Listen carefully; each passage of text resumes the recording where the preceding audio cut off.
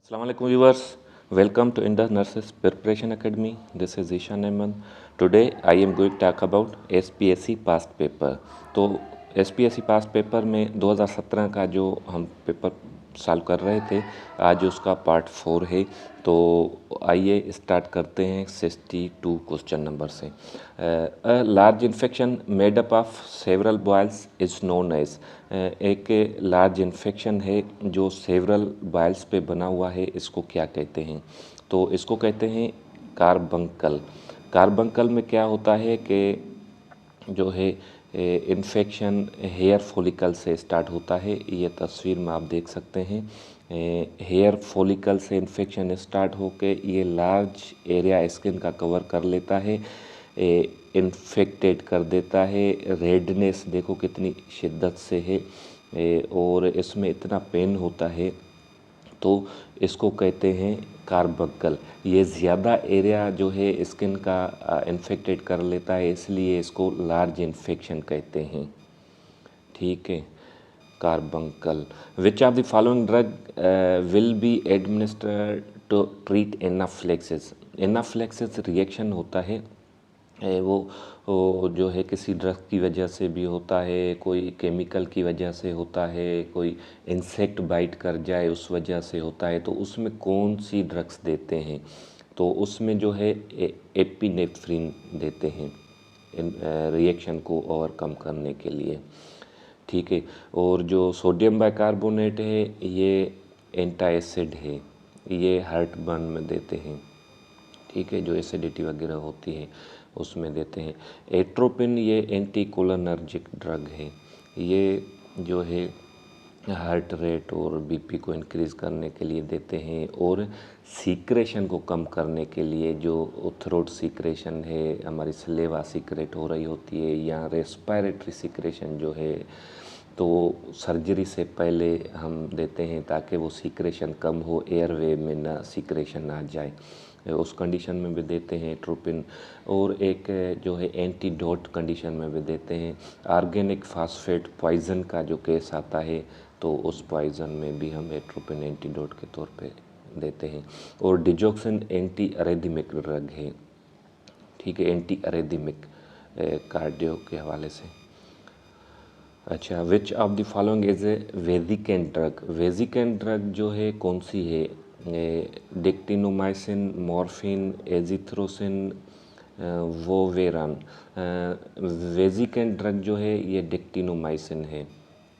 ठीक है, डिक्टिनोमाइसिन वेजिकेंट ड्रग है। वेजिकेंट मतलब ब्लड वेजल्स से जो है लीकेज होके वो टिश्यू को नेक्रोसिस करती है, और जो है स्किन पे ब्लस्टर निकलते हैं, इसलिए वेजिकेंट इसको कहते हैं। ये एंटीबायोटिक्स है और कीमोथेरापी में यूज़ होती है, मतलब एंटी कैंसर ड्रग है। ठीक है, वो जो कैंसरस सेल होते हैं उनको जो है ग्रोथ उनकी कम करने के लिए, उनकी ग्रोथ रोकने के लिए यूज़ होती है, इसलिए वेजिकेंट ड्रग कह रहे हैं डिक्टिनोमाइसिन। अच्छा, मार्फिन जो है ये तो ओपाइड है, ओपाइड जैसे एजिथ्रोसिन ये एंटीबायोटिक है, और वो वीरान ये मेरे ख्याल में वोरेन या ऐसा कुछ है। अच्छा, pain caused by damage to somatic tissue is known as, जो है सोमेटिक टिश्यू जो है उसकी डैमेज की वजह से जो पेन होता है, इसको क्या कहते हैं? तो इसको कहते हैं नोसीसेप्टिव, नोसीसेप्टिव। ठीक है, सोमेटिक टिश्यू डैमेज की वजह से जो पेन होता है उसको नोसीसेप्टिव कहते हैं। Which of the following immunoglobulin are responsible for anaphylactic reaction? Anaphylactic reaction जो होता है उसमें कौन सी इम्यूनोग्लोबुलिन रिस्पॉन्सिबल होती है? वहाँ पे ड्रग पूछा था, यहाँ पे इम्यूनोग्लोबुलिन पूछा है एनाफ्लेक्टिक रिएक्शन में। तो वो एलर्जिक रिएक्शन जो भी होता है उसमें आईजीई का जो है ना रिस्पॉन्सिबल होती है। ठीक है, एनाफ्लेक्टिक भी वो रिएक्शन है ना, एलर्जिक रिएक्शन है, तो उसमें आईजीई रिस्पॉन्सिबल होती है।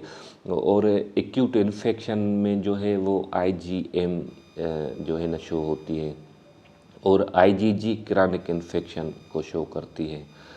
ठीक है। और IgA ये म्यूकस मेम्ब्रेन और जो है ब्रेस्ट मिल्क और जो है सीक्रेशन हमारी जो सेलिवा है उसमें ये पाई जाती है IgA। ये इम्यूनोग्लोबुलिन जो होते हैं ये एंटीबॉडीज़ हैं, ये प्रोटीन्स हैं, हमारी बॉडी में इम्यून का सिस्टम का काम कर रहे होते हैं, इम्यून सिस्टम से मिलके। अच्छा, question number 67, the separation and disruption of previously joint wound edge termed as. एक जो है वुंड प्रीवियसली ज्वाइंट हुआ है, मतलब इन है हीलिंग हुई है उसकी, फिर जो हील होके वो जो डिसरप्ट हुआ है, सेपरेट हुआ है, इसको क्या कहेंगे? इसको कहेंगे डिसेंस, डिसेंस। ठीक है। What type of dressing is Duoderm. Duoderm जो ड्रेसिंग है ये किस टाइप की है? ये हाइड्रोकोलाइड ड्रेसिंग है। ठीक है, हाइड्रोकोलाइड ड्यूड्रम याद रख लें। Association between HLA antigen and disease is most commonly found in what disease condition. एक एसोसिएशन है किसके बीच में? HL एंटीजन और एक डिज़ीज़ के बीच में। वो मोस्ट कॉमनली कौन सी डिज़ीज़ में होता है? तो मतलब ये डिज़ीज़ का पूछ रहा है कि HLA एंटीजन के साथ किस डिज़ीज़ का जो है वो एसोसिएशन है, तो वो है ऑटो इम्यून डिज़ीज़। अभी ये समझें कि HLA एंटीजन क्या है। HLA एंटीजन जो है ये ह्यूमन ल्यूकोसाइट एंटीजन है, ये जीन्स हैं। ये क्या करते हैं कि जब हमारी बॉडी में कोई ऑटो इम्यून रिएक्शन होता है, कोई हमारी बॉडी के अपने सेल जो हैं या इम्यून सिस्टम जो है अपने सेल्स को डैमेज कर रहा होता है, उस कंडीशन को कहते हैं ऑटो इम्यून।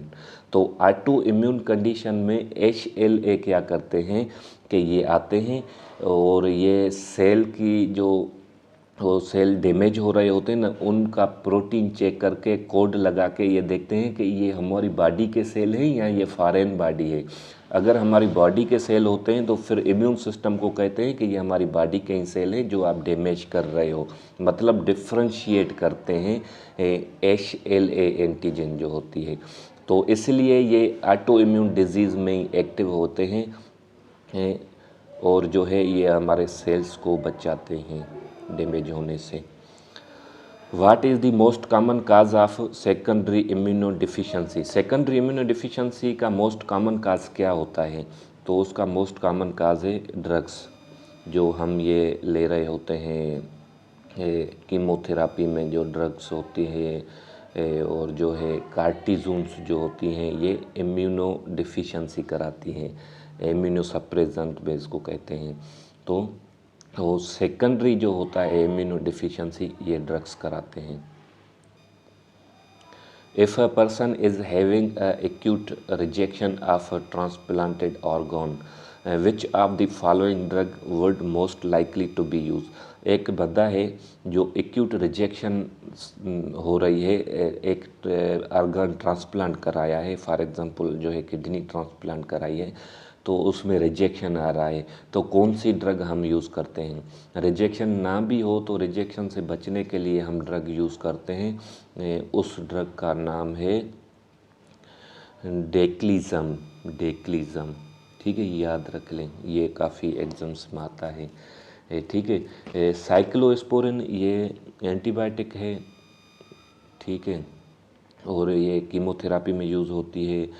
सेल सेप का पता नहीं है टेक्लोरम, लेकिन इसका जो एक्यूट रिजेक्शन ट्रांसप्लांट ऑर्गन में जो आता है उसको बचने के लिए जो हम ड्रग यूज़ करते हैं वो डेक्लिज़म पे, ठीक है, ये याद रख लें।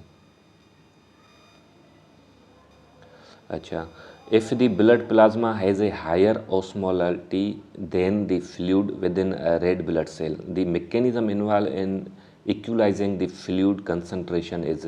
एक जो है प्लाज्मा की जो है ज़्यादा ऑस्मोलैरिटी है और जो है किससे? रेड ब्लड सेल से प्लाज्मा की ज़्यादा ऑस्मोलैरिटी है, उस मैकेनिज्म में उसको इक्वलाइज कौन करता है? फ्लूइड कंसंट्रेशन को इक्वल कौन करता है?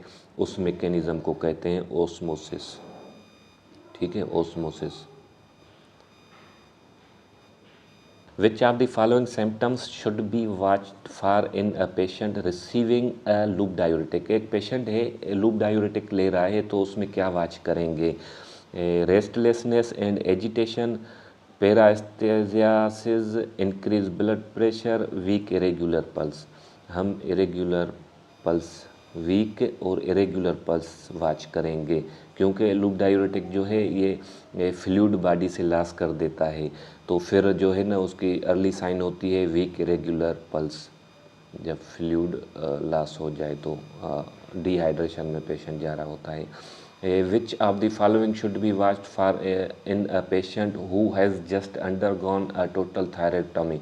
टोटल थायरॉयडटॉमी पेशेंट की हुई है, मतलब जो है थायराइड ग्लैंड निकाला गया है, तो उसमें हम क्या वॉच करेंगे एज ए नर्स? तो weight gain, depressed reflexes, positive Chvostek sign and change personality.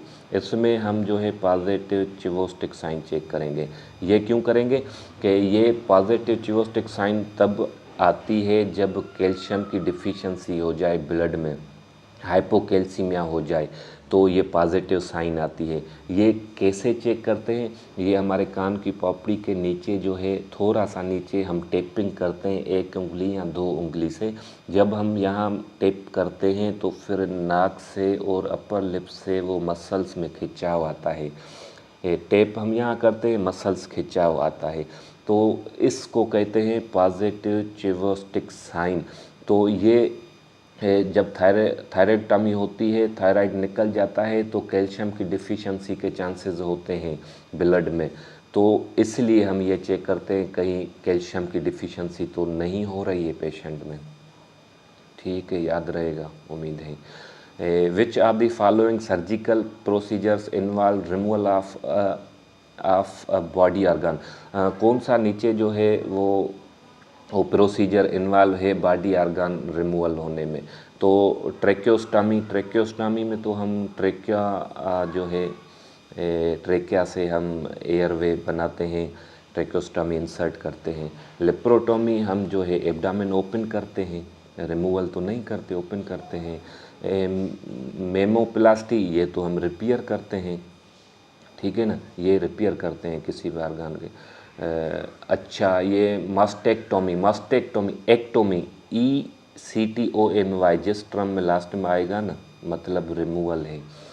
तो ये मस्टेक्टोमी ऑर्गन जो है ये रिमूवल है। एक्टोमी जहाँ यूज़ होगा वहाँ रिमूवल की बात हो जाएगी। ठीक है, तो इसका राइट आंसर है mastectomy. The cause of arcus senilis is, arcus senilis का क्या काज है? तो पहले तो देखें आर्कस सेनेलिस है क्या। तो आर्कस सेनेलिस ये तस्वीर में देखें,